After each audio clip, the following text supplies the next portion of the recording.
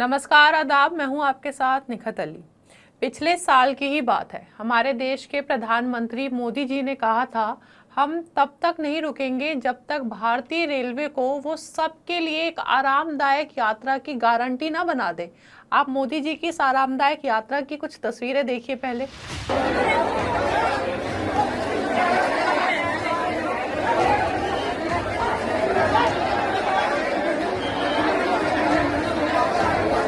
ये तस्वीरें बता रही है कि ट्रेनों में चढ़ने वाले यात्रियों ने कितनी आरामदायक यात्रा की है।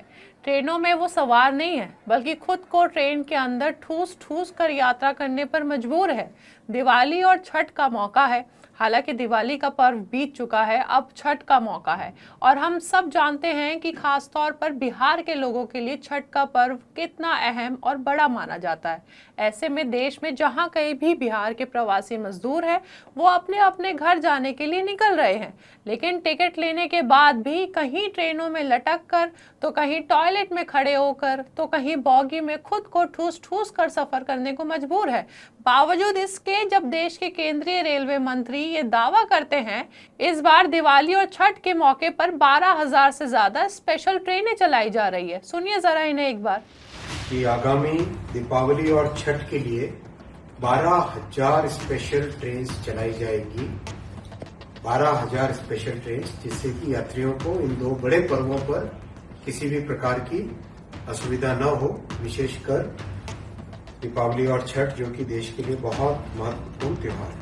तो सुना आपने रेलवे मंत्री अश्विनी वैष्णव को, लेकिन तस्वीरें तो कुछ और ही बयान कर रही है और ये तस्वीरें आपको भी यही सवाल करने को मजबूर कर रही होगी कि कहां और कैसे 12,000 से ज्यादा स्पेशल ट्रेनें चलाई जा रही है। इसका हिसाब दीजिए। ये लोग जो टॉयलेट सीट में सोकर, खड़े होकर अपने घर जा रहे हैं, कहीं दरवाजे पर लटक कर सफर कर रहे हैं, कहीं दरवाजे की सीढ़ियों पर बैठकर अपने घर की तरफ जा रहे हैं, तो कहीं बॉगियों में एक के ऊपर एक चढ़कर बैठे हुए हैं। 15 से 18 घंटे तक का सफर इनको ऐसे ही दम घोटने वाली भीड़ के बीच में तय करना है। ये है संघमित्रा के स्लीपर का ये हाल है। देखिए, जयरनल से भी बदतर है। संघमित्रा का स्लीपर जो है वो जयरनल से भी बदतर है।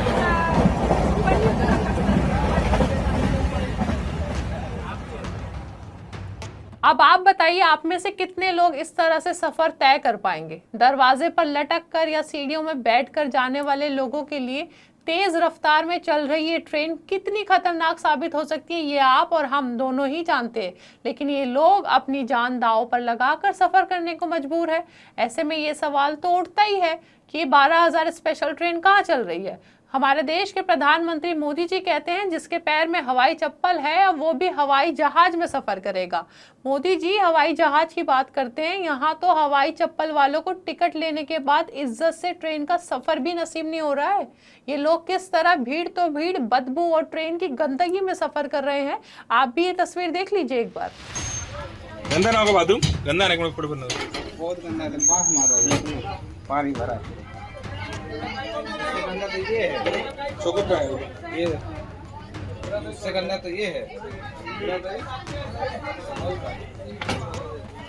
ट्रेनों में सफर के लिए प्रवासी मजदूर किलोमीटर लंबी लाइनों में खड़े हैं। ये तस्वीर 19 अक्टूबर सूरत के अदना स्टेशन की है, जो अब आप देखेंगे, जहां पर दिवाली और छठ के मौके पर प्रवासी मजदूर अपने घर लौटने की कोशिश कर रहे हैं। लाइन देखिए, सैकड़ों की संख्या में लोग खड़े हैं और सफर के लिए एक लंबी कतार लगी है।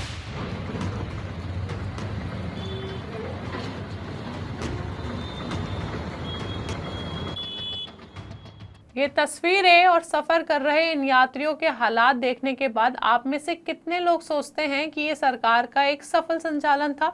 शायद एक भी नहीं मेरे ख्याल में।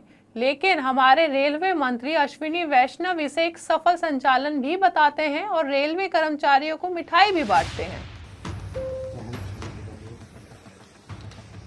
Every 2 hours they are talking to Diwali के दिन भी यदि हम तक 2 दिन का देखें, D-2 and D-1 से देखें तो करीबन 1 लाख जोन में भी वॉल्यूम चलते हैं। ठीक है, आप लगातार पूछ रहे हो। Yes, certificates in her 2 hourly position में है, completely stay in the rescue position CCTV, साफ effective, all of them। आपके पास कितने वॉल्यूम्स का फीड है यहाँ पे? दोस्तों, बिहार चुनाव नजदीक है। महज 15 दिनों में पहले चरण का चुनाव है। राजनीतिक दावे और वादे किए जा रहे हैं। जाति और धर्म के आधार पर सीटों का बंटवारा हो रहा है। बिहार को जीतने के लिए कहीं भोजपुरी एक्टर तो कहीं भजन का सहारा लिया जा रहा है। लेकिन बिहार के प्रवासी मजदूर, जिन्हें हर साल छठ पर अपने घर जाने के लिए ऐसी जद्दोजहद करनी पड़ती है, उनके बारे में बात क्यों नहीं की जा रही है? हर साल स्पेशल ट्रेन चलाने का दावा किया जाता है। पिछले साल भी छठ पर 7,000 स्पेशल ट्रेन चलाने का दावा किया गया था। फिर उस वक्त भी कुछ ऐसी ही तस्वीरें सामने आई और लोगों ने खुद भी बताया कि कैसे टॉयलेट सीट के ऊपर खड़े होकर एक दूसरे के ऊपर लद कर वो सफर कर रहे थे। पिछले साल की कुछ तस्वीरें, उनकी बातें, वो भी सुन लीजिए। जगह नहीं है सर, पूरा हम लोग खड़े जा रहे हैं टॉयलेट में बैठ के। बैठने का भी जगह नहीं, सीट नहीं मिल रही। सरकार तो बोल रही है ना 7,000 ट्रेन, हमको तो लग रहा है यहाँ से कोई भी ट्रेन नहीं है। अच्छा, 1-2 ट्रेन विक्रमशिला जान रहा, जनसेवा जान रहा, जनसाधारण जान रहा, आदमी संपूर्ण क्रांति, ये सब ट्रेन जो है ना आ रहा। आदमी ऐसे भी जगह नहीं, देखिए कहीं है जगह, ये बाथरूम है, इतना छोटा जगह 15 आदमी एडजस्ट किए।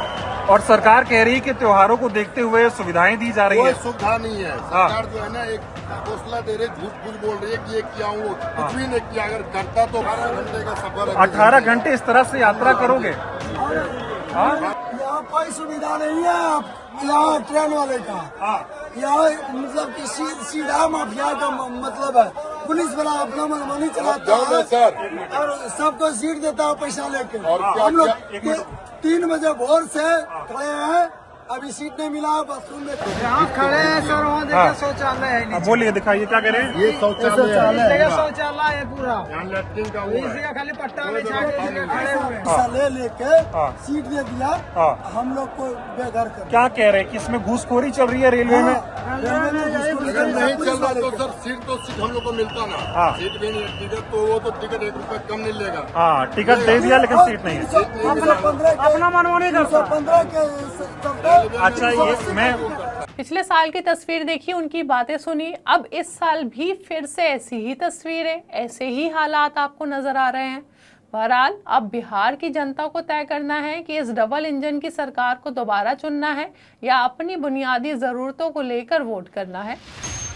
गंदा ना होगा बाथरूम, गंदा ना एक मिनट बहुत गंदा है, बाघ मार रहा है, पानी भरा है।